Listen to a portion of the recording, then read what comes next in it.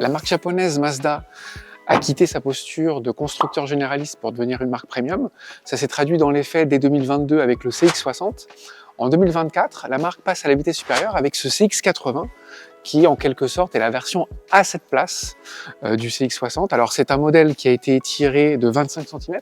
On le voit ici au niveau de l'empattement. Il a un gabarit de 5 mètres, ce qui le met à la portée finalement en Europe, parce qu'il sera vendu en Europe, au Japon et en Australie, des Audi Q7, BMW X5 et Mercedes GLE qui sont tous les deux proposés en 7 places, un modèle adapté à l'Europe. Après, au niveau du style, il n'y a pas de surprise. Toute la partie avant, c'est à l'identique d'un CX-60. On a le même museau, le capot long, avec les motorisations longitudinales et l'architecture propulsion du CX-60. Pour le CX-80, comme c'est le vaisseau amiral, il a plus de standing, il est uniquement livrable en 4 roues motrices. Il y a 2 versions, une version hybride rechargeable qui cumule 327 chevaux et également une version diesel avec le 6 cylindres en ligne 3,3 litres qui lui a une puissance de 254 chevaux.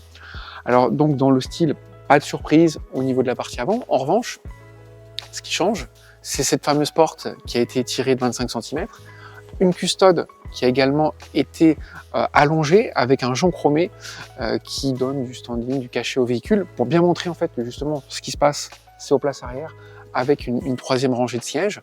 Et puis on va voir à bord qu'il y a plusieurs configurations possibles à 6 ou à 7 places. Alors justement, ici, on a la version la plus valorisante, celle avec la console centrale, entre les sièges. Au niveau de la modularité, le véhicule a des sièges rabattables. Ils sont également coulissants sur une belle amplitude, ce qui permet d'accéder très facilement aux places arrière. Et d'un point de vue modularité, on va voir tout de suite que, en fait, pour rabattre les sièges, c'est très simple. On a une sangle. Dans un premier temps, on rabat l'appui-tête arrière. Et dans un second temps, on génère un plancher parfaitement plat. Alors chez Mazda, on a été pratique et pragmatique. Sous le plancher de coffre, on a de quoi ranger le cache-bagages. Et puis quand on est en version ici, à cette place, il reste un petit peu de coffre. Il y a encore 258 litres. Et quand tout est rabattu, là, on frôle carrément les 2000 litres. Maintenant, on va aller voir comment ça se passe à bord.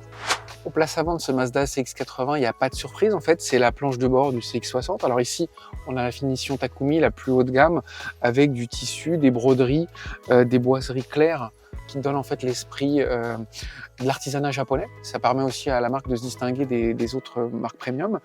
On a une instrumentation digitale devant le conducteur, un écran de 12,3 pouces diagonale panoramique.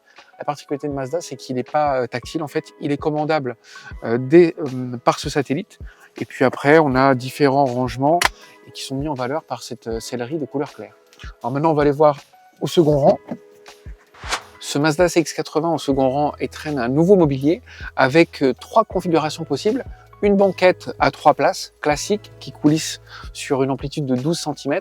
Là, on a vraiment la configuration la plus haut de gamme ici, avec 6 places, donc 2 fauteuils indépendants et une console centrale qui recèle des rangements, des porte-gobelets et encore des rangements et des tiroirs sur le dessous.